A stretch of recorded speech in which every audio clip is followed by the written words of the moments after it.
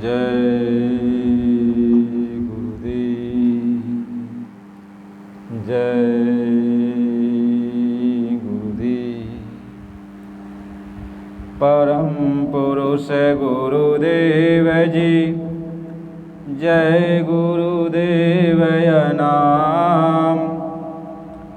अलख अगम की पार में स्वामी तुम्हें प्रणाम।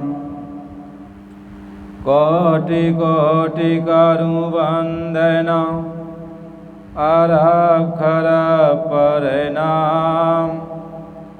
चरण कमल बिसरू नहीं, जय गुरुदेव नाम। चरण कमल बिसरू नहीं, जय गुरुदेव नाम। जय गुरुदेव। परम पूज्य स्वामी जी महाराज, आप सभी प्रेमी भाई बंधुओं, आप सबको सादर जय गुरुदेव। संत न छोड़े संतई, कोटिक मिलय यसान। मलय भुअंगई वेधिया, शीतलतान तजन। संत जो भी होते हैं और कितनों दुख तकलीफ परेशानियां आती हैं उनके जीवन में, लेकिन जो उनका स्वभाव है, अपने स्वभाव को कभी छोड़ते नहीं हैं। परहित सरी धर्म न भाई, पर पीड़ा सम नाई अधमाई। यानी जो संत होते हैं वो कभी दूसरे को पीड़ा नहीं पहुंचाते। जब भी कोई काम करते हैं तो जीवों के हित के लिए काम करते हैं, जीवों के लिए, उनके कल्याण के लिए वो इस धरती पर आते हैं और जीवों के कल्याण का सारा काम करते रहते हैं। महापुरुष जब जब इस धरती पे आए, बहुत दुख तकलीफ सहा, लेकिन वह जीवों के कल्याण के लिए हर जगह घूमते रहें, उपदेश देते रहें, सबको समझाते रहें कि ये जीवात्मा नरकों 84 से बचिया, दुखों तकलीफ़ों से बचिया। हर तरह से महात्मा समझाएं। जैसे महात्मा समझाते हैं, चंदन का वृक्ष है कि बहुत शीतल होता है, सांप उसको लपेटे रहते हैं, लेकिन फिर भी सांप को भी वह शीतलता प्रदान करता है। ऐसे ही कितनों अच्छे और ख़राब इंसान महात्माओं के पास जाते हैं। महात्मा उनके दुख और तकलीफ़ को अपने ऊपर लेकर उन्हें सुख शांति ही देते हैं। उन्हें आराम से रहने के लिए ही उनके ऊपर दया कृपा बरसाते हैं, दया करते हैं। महात्माओं को, संतों को इसलिए इस धरती पर चलते फिरते तीर्थ कहा गया कि जहाँ पर भी वो जाते हैं वहाँ गंगा जमुना की धारा बह जाती है, वही त्रिवेणी संगम बन जाता है। जहाँ जहाँ संत जाएंगे वहीं जीवों का भला हो जाता है। जीवों के कर्मों को साफ करते हैं अपने दृष्टि के द्वारा, अपने वचन को सुना करके, उनके भाव विचार को बदल करके, सही मार्ग को दिखाकर वो जो है जीवों का भला करते हैं। संत हमेशा परमार्थी काम ही करते हैं। लौकिक भी सुख और पारलौकिक सुख यह दोनों दिला देते हैं। संतों के उपदेश में जब जीव यहाँ रहता है तो लौकिक सुख को भी प्राप्त कर लेता है और पारलौकिक सुख को भी प्राप्त कर लेता है। लेकिन संतों का विरोध बराबर होता रहता है, आगे होता भी रहेगा। ये तो दुनिया है, कहीं जगत भक्त सो बैर है, चारों युग प्रमाण। सभी युगों में अच्छे पुरुषों का विरोध किया गया। गुरु महाराज जी कहें कि यदि भगवान राम और भगवान कृष्ण आ जाएं और वो भी शासन की बागडोर को संभाल लें तो ये जनता उनको भी कहेगी कि नहीं, ये ठीक काम नहीं कर रहे हैं। तो ये जनता है, इसका बुद्धि विचार हमेशा बदलता रहता है। अच्छे को भी बुरा और बुरे को भी अच्छा, ये इंसान समझता रहता है। संत महात्मा हमेशा जीवों के कल्याण की बात कहते हैं और समझाते हैं कि देखो, बहुत समय के बाद यहाँ पे आए हो, मानो सही तुम्हें मिला है तो कुछ कर्म कर लो, अच्छा काम कर लो, अच्छी संगत सोहबत कर लो, अच्छे काम कर लो, यहाँ का भी सुख प्राप्त कर लो और महात्माओं के द्वारा जो रास्ता मिल जाए उस रास्ते पर चलकर अपने घर चलने का सुख भी प्राप्त कर लो। यह दोनों काम कर लो।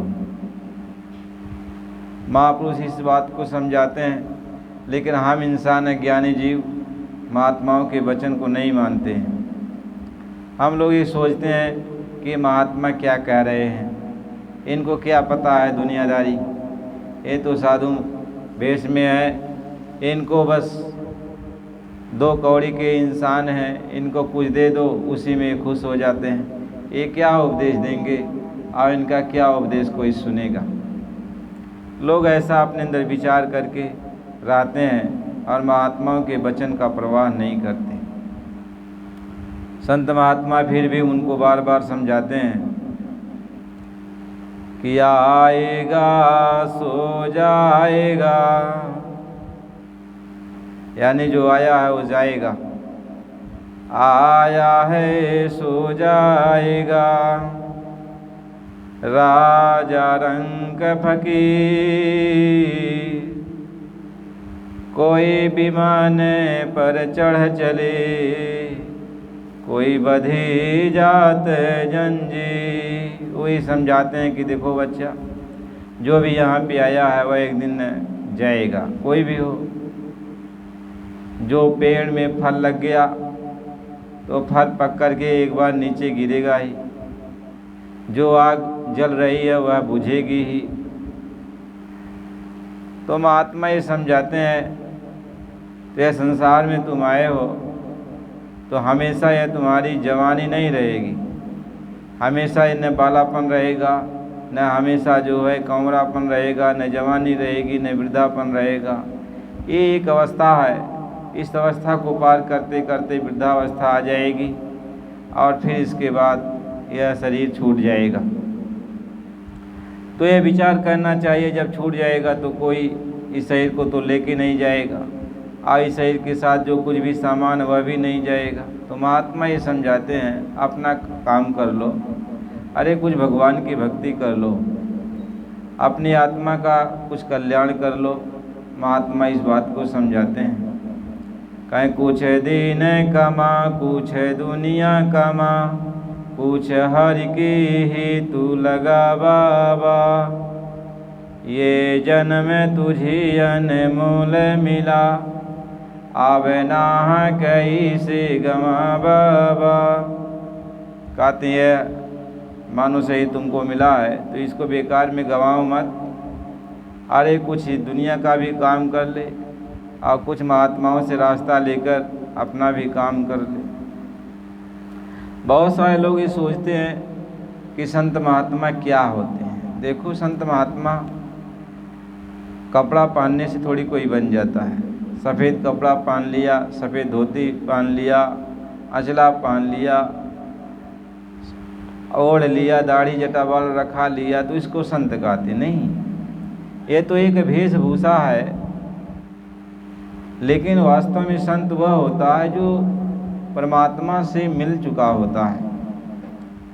यानी जहाँ उसका अपना निज मुकाम होता है, निज घर होता है परमात्मा का, भगवान का, तो भगवान के घर वो पहुँचा हुआ होता है। और दूसरे तरफ से ये भी कहा जाए कि वह भगवान ही संत होता है। संत ही भगवान है और भगवान ही संत हैं। भगवान ही जब जीवों के कल्याण करने का होता है तो वो आते हैं यहाँ पे, मानव शरीर का रूप बना कर आते हैं। अब उन्हें आप संत मान लो, कुछ भी कहो, महात्मा इस बात को समझाते हैं। अब संत रूप में वो आकर जीवों का कल्याण करते हैं, जीवों का हित करते हैं, जीवों को समझाते बुझाते हैं। हमारे आप जैसे बोली भाषा वो बोलते हैं, खाते पीते हैं, उठते बैठते सोते जागते, जैसा हम दैनिक क्रिया करते हैं वो भी ऐसा करते रहते हैं। तो हमें भ्रम हो जाता है कि जैसा हम रहते हैं वैसा ये भी रहते हैं। तो ये महात्मा कैसे, ये भगवान कैसे हैं?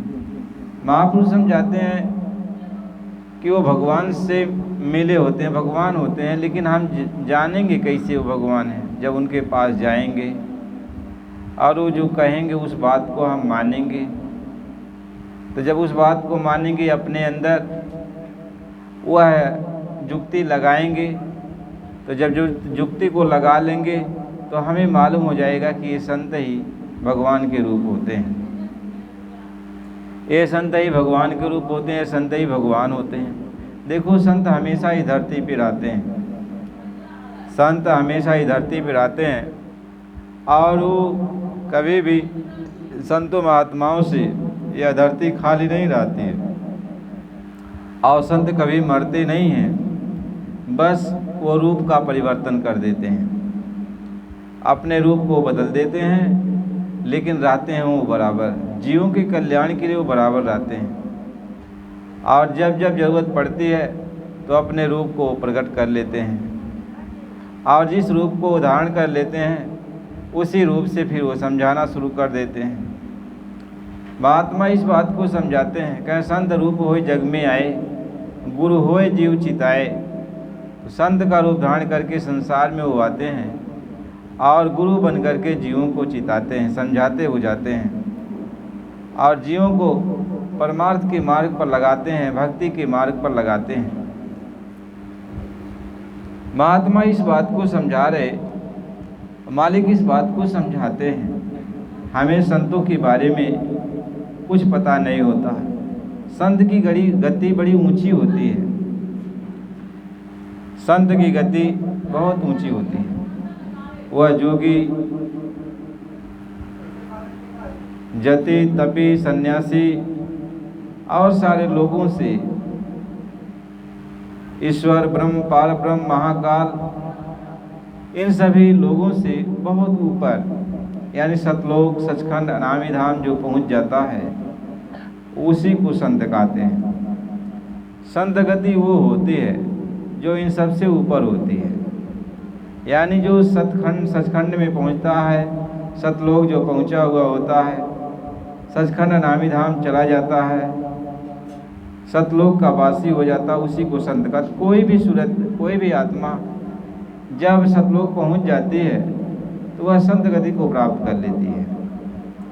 अब महात्मा जब जीवों को मार्ग बताते हैं, अपने घर चलने का, साधना की विधि को बताते हैं, तो वह जीव यदि साधना कर लेता है, साधना कर लेता है और सभी लोगों को पार करते हुए ईश्वर, ब्रह्म, पार ब्रह्म, महाकाल आदि देशों को पार करके जब सचखंड अनामी धाम चला जाता है तो उसको संत कहते हैं। अब वो संत रूप हो जाते हैं, अब उनके अंदर वो पूरा पावर हो जाता है। जैसे बूंद समुद्र में चली जाए तो समुद्र का रूप बन जाती है, समुद्र का पावर उसके अंदर हो जाता है। उसी तरीके से जब कोई भी आत्मा महात्माओं से रास्ता लेकर और जब सब लोगों को पार करके सचखंड अनामी धाम सतलोक पहुंच जाती है, तब उसको संत कहते हैं। अब संत वो सतपुरुष का ही रूप होते हैं, कुल मालिक का ही रूप होते हैं। अब वो कुल मालिक हो करके हमारे आपके बीच में मानव शरीर धारण करके हमें आपको समझाते रहते हैं, लेकिन हम मानव बुद्धि से उनको समझ नहीं पाते, ये परख पहचान उनकी कर नहीं पाते। और संतों को कुछ न कुछ कह बैठते हैं। इसलिए महात्मा ये समझाते हैं कि तुम्हें संतों के बारे में कुछ कहना नहीं चाहिए, क्योंकि संत की गति बड़ी न्यारी होती है। संत की गति बड़ी न्यारी होती है, और संत के बारे में यदि कुछ कह देगा तो कितना बड़ा बोझ से तू दब जाएगा। तो गुरु महाराज जी बराबर समझाते हैं कि तुम किसी की निंदा मत करो। संत की निंदा में नाई भला, 84 भोगी की आया, 84 भोगन फिर चला। संतों महात्माओं की निंदा में ये कोई अच्छी बात नहीं है कि तुम चौराहे चौराहे पर जाकर उनकी निंदा करो। अरे तुम निंदा तो करोगे, लेकिन तुम्हारी आत्मा जुगों जुगों के लिए नरकों में चली जाएगी, 84 में चली जाएगी। फिर वहाँ कितना तुम्हें तकलीफ़ मिलेगा, कितना कष्ट तुम्हें मिलेगा, उसका वर्णन किया नहीं जा सकता। इसलिए महात्मा बार बार समझाते हैं तुम किसी की निंदा नहीं करो। कोई भी हो उसकी निंदा, चाहे चुगलाई मत करो। महात्माओं की निंदा की बात ही छोड़ दो, किसी की भी निंदा मत करो। कहते हैं निंदक नेरे राखिए, आंगन कुटी छवाए, बिन पानी साबुन बिना निर्मल करे सुबह। जो निंदक होता है वह आपके पापों को धोता है, आपके कर्मों को ले लेता है। क्या कोई करे पाप और कोई पावे फल भोग। तो कोई पाप करता है, कोई उसकी निंदा करके उसके पाप को लेता है। तो आप अच्छे इंसान हो, लेकिन दूसरे की चाहे चुगलाई बुराई करते हो तो आप खुद बुरे इंसान बन जाओगे।